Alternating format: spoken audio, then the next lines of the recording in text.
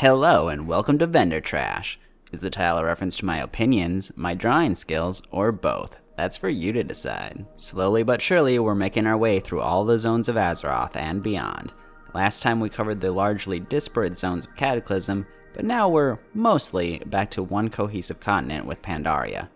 Unlike Eastern Kingdoms, Kalimdor, Northrend, and arguably even Outland, this continent was probably the largest push towards big circle design that we've gravitated toward, which is a bit of a shame because it often makes the world feel less organic and more functional. Anyway, Pandaria is also obviously, in many ways, WoW's analog to Asia, particularly China. How well did Blizzard do at replicating or iterating upon that sensation? Well, stick around and find out. We're starting things out with the first zone adventurers stepped foot into at level 85 back in the day, Jade Forest. This was the first time since the Burning Crusade that only one initial zone was used, but Blizzard helped mitigate any potential hazards by immediately splitting Horde and Alliance into opposite sides of the zone, with them sort of working their way toward the middle. I hear Jade Forest changed significantly during beta due to feedback, and I am curious what that original version was like. Either way, I'm pretty satisfied with what we did get. We get a good dose of Pandaren culture right off the bat, and quickly meet significant characters like Terran Zhu and Lorewalker Cho. Thankfully, we're given some variety with the presence of both the Jinyu and Hosen, and the flashback quests we're given for these guys are genuinely some of my favorite in the game to this day, particularly the Horde ones.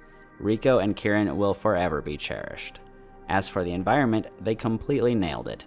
There's a reason this zone was chosen for the cinematic when Chen clears away the mist. Sweeping vistas of emerald trees, stone archways, intricate Pandaren buildings, and those majestically tall islands. Surprisingly, very little of the forest is comprised of bamboo trees like you would maybe expect. I don't know if I agree with this decision, as it would have made the zone as a whole stand out more, but I suppose if I still love it, then it was probably a good call.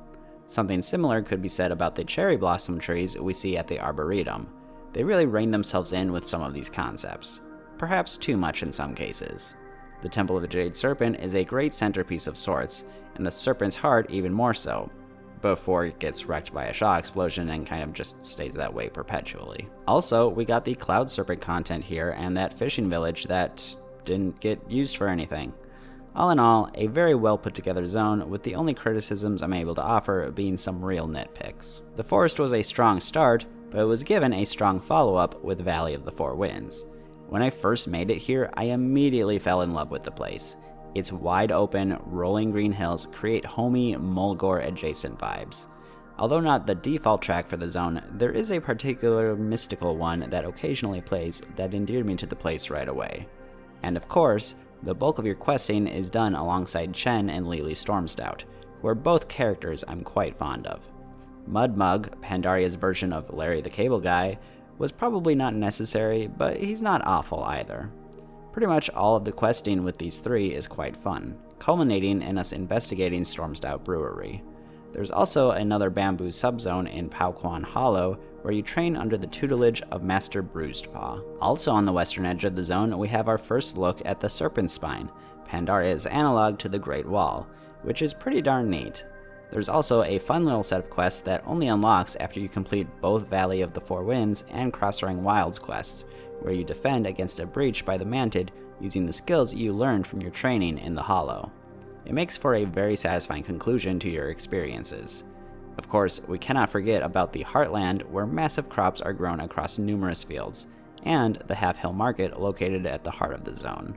It's here that we even got to enjoy Sunsong Ranch, our own private little farm where we could grow crops, metals, and cloth out of the ground. Yeah. All in all, the zone is very peaceful and fairly whimsical, and I'll always like it. However, my opinion on it has worsened over time, as I've become more cognizant of the fact that, yes, this is the farmland of the continent, and I just find farmland extremely dull and boring, just reminding me of hard physical labor. There's a ton of that where I live, so it's not exactly novel either. Even so, it's for sure in the better half of the continent's zones. In a fascinating inverse of my experience with the Valley, I found Crossring Wilds to be a zone that I wasn't initially super fond of, but which has only grown on me over time. I think that at first I was off-put by it being a dark jungle. I mean, if I want a jungle zone, when I want it to be lush and bright, but it being dark and sort of bluish is exactly what makes it unique and gives it a wonderful charm. you'd never be playing WoW GeoGuessr and wind up confusing it with another zone. It's not purely jungle vibes though, as its southern shoreline is also a prominent element, particularly with the Angler's Wharf and, as of 5.1, the 2 landfall bases. The arguable centerpiece of the zone is the Temple of the Red Crane, though it is fairly obscured in most directions by the many trees. Also of note is the border the zone shares with Valley of the Four Winds, which is basically a straight drop off a cliff unless you're on the far east or west ends of the zone. So, while Crossrang will likely never be one of my tippy-top favorite zones, I do think it's wonderfully designed and one of the stronger mop zones, and I'm pretty happy whenever I have a cause to visit it. As we head north, we come to Pandaria's highest altitude zone, Kunlai Summit, and I think it's fair to say that my enjoyment of the zone is largely dependent on whether or not I'm near any of the Sha-infested or snowy bits. The Sha parts because they're just kind of an eyesore most of the time, and the snowy bits because, as I've established many times in this series, snow areas are just a hard sell for me. Though, that's not to say there is no merit in the snow. Shadowpine Monastery and the Peak of Serenity are great for that Himalayan monk feeling. And of course, climbing Mount Everest was neat. Though, I don't know, I think I'd have appreciated if more thought had gone into how to make the zone feel like an arduous climb to the top. Anyway, I love everything in the more yellow-orange-brown southern half.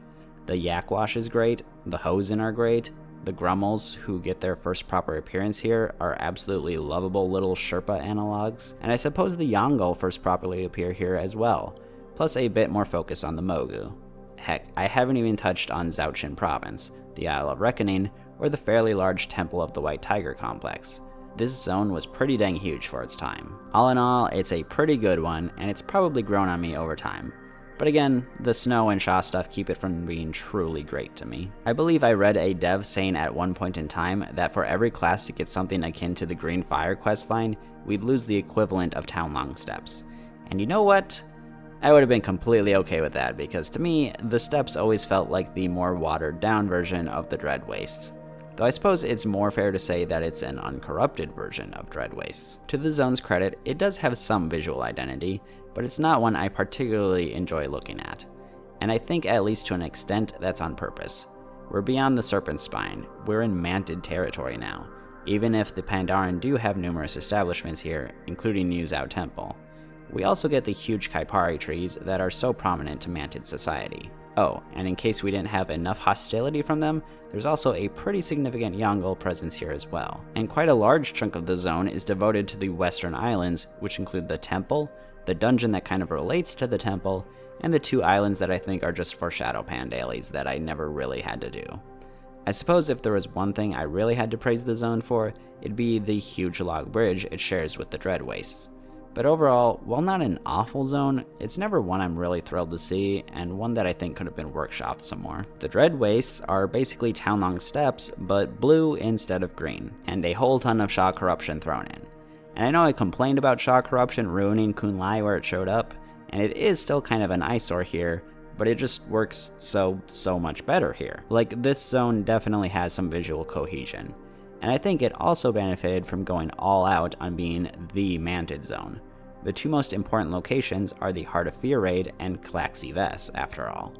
Adding to that, our whole relationship with the Klaxi, particularly the Paragons, is very interesting. We wake them up one by one and have a positive relationship with them as we work together against Shek'Zir, who's been corrupted by the Sha, who are remnants of Yasharaj.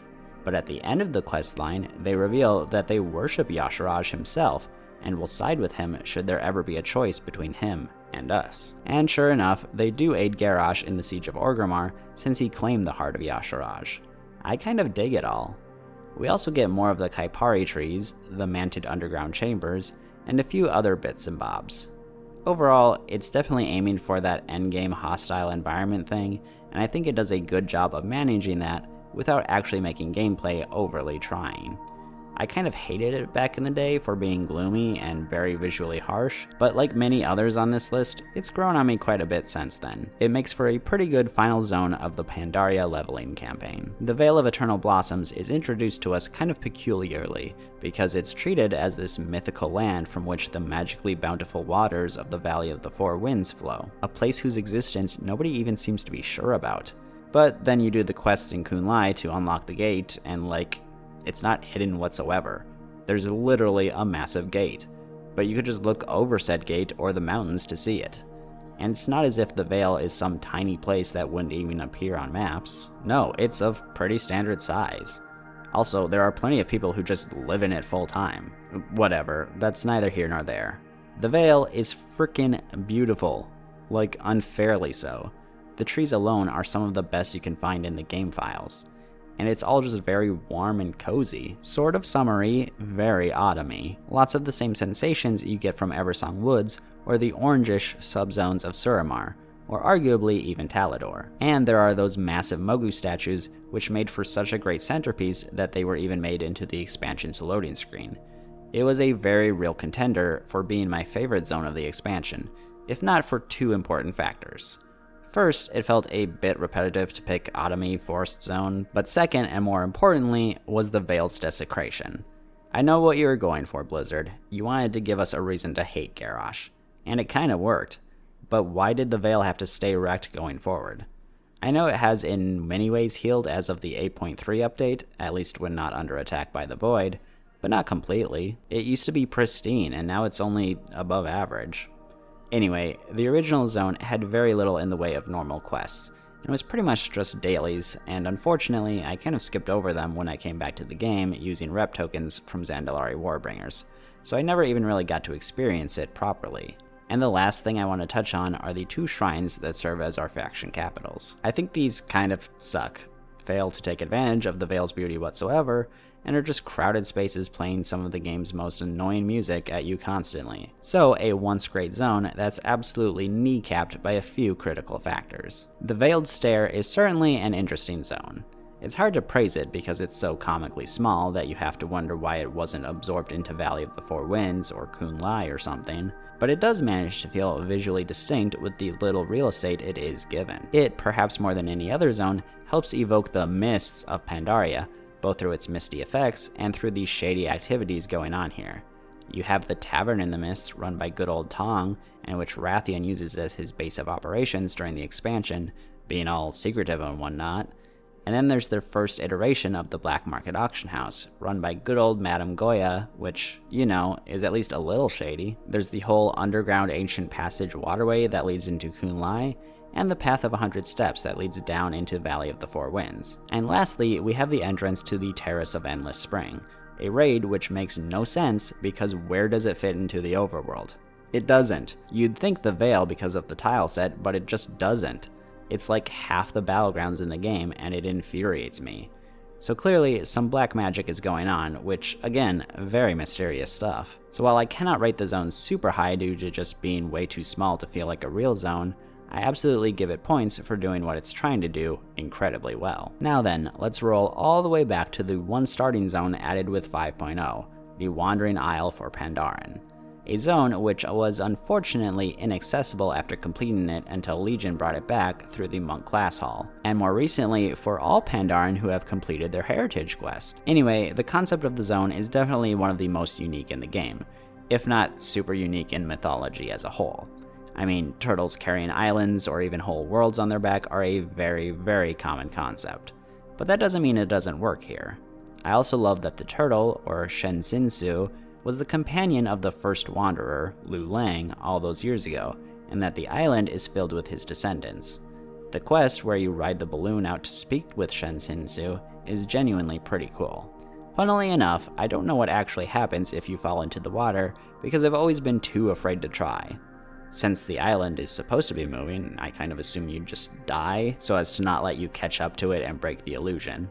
The Isle feels like one of the most extensive starting zones in the game, with you going on quite the journey by the time you're done with it all. Though through it all, you have the Temple of the Five Dawns to serve as a centralized location you occasionally return to, and you do visit a decent enough variety of locations. Though ultimately, I do think the zone suffers from feeling a bit like its Jade Forest Light.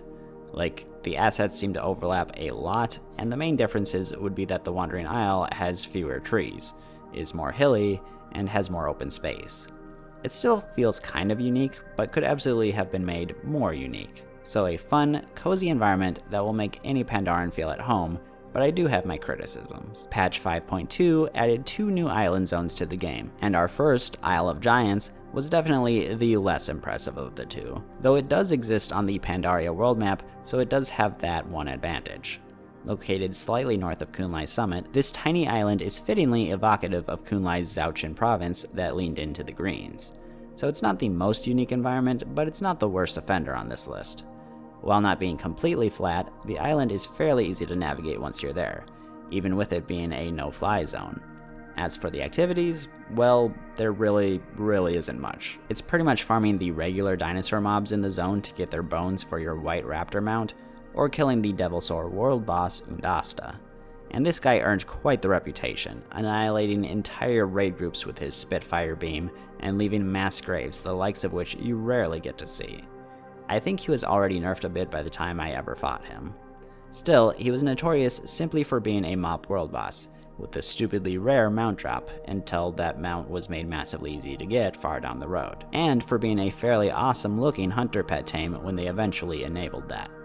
So, while the zone did serve its purpose and theoretically didn't need to do a lot since it was accompanied by our next one, it's still underwhelming and one note. Landing on my favorite mob zone was not an immediately obvious decision for me. I originally figured it'd be one of the more overtly pretty zones like Vale or even Valley, but the more I mulled it over, the more I realized that Isle of Thunder really is just a banger of a zone.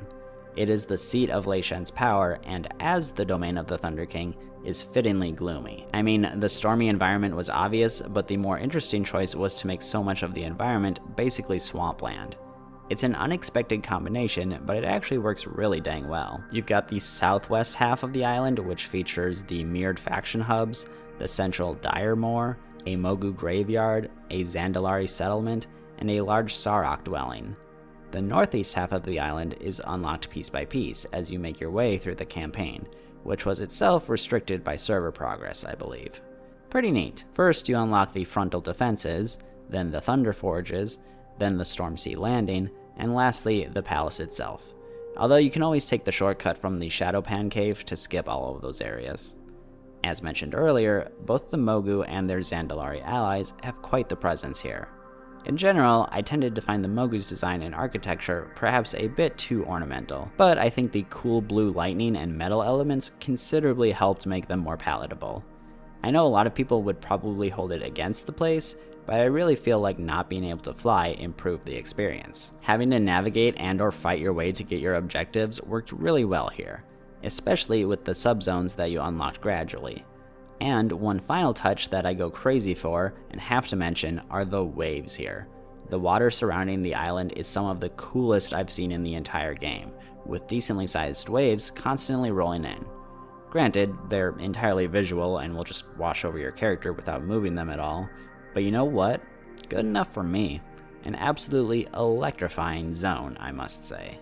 My only real criticism, and it is a big one, is that it's on its own world server.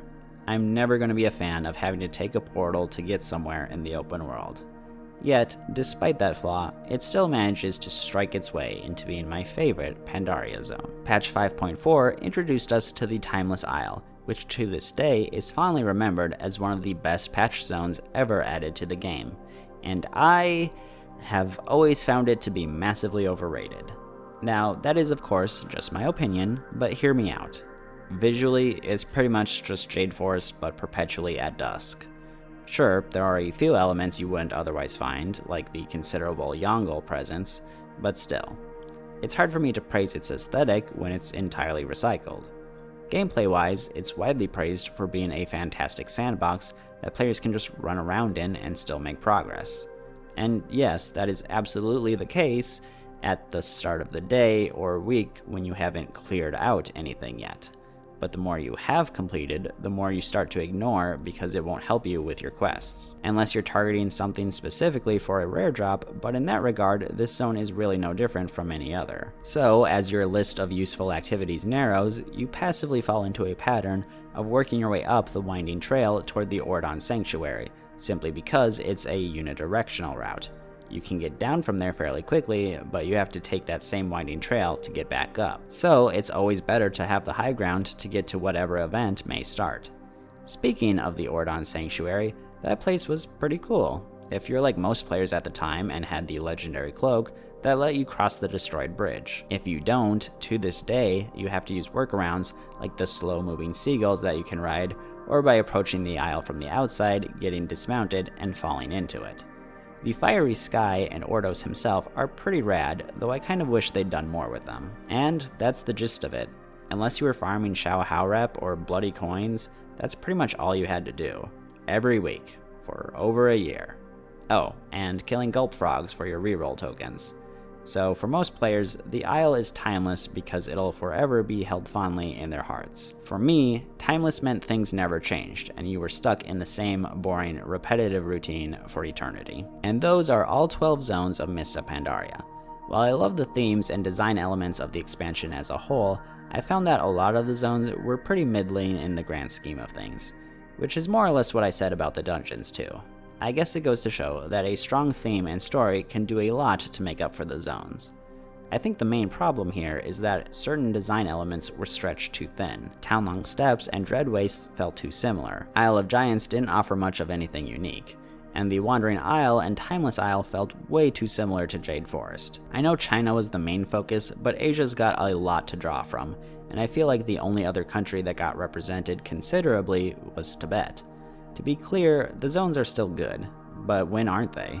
I can't give every expansion a gold trophy, much as I may be tempted to. Even so, there's a ton of charm to Pandaria. Let's always remember the lesson it taught us. Slow down.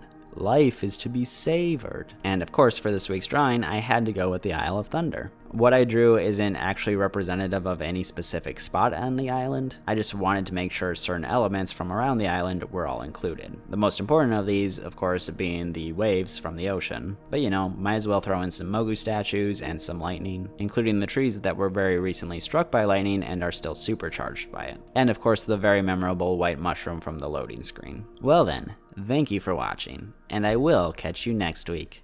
Bye-bye.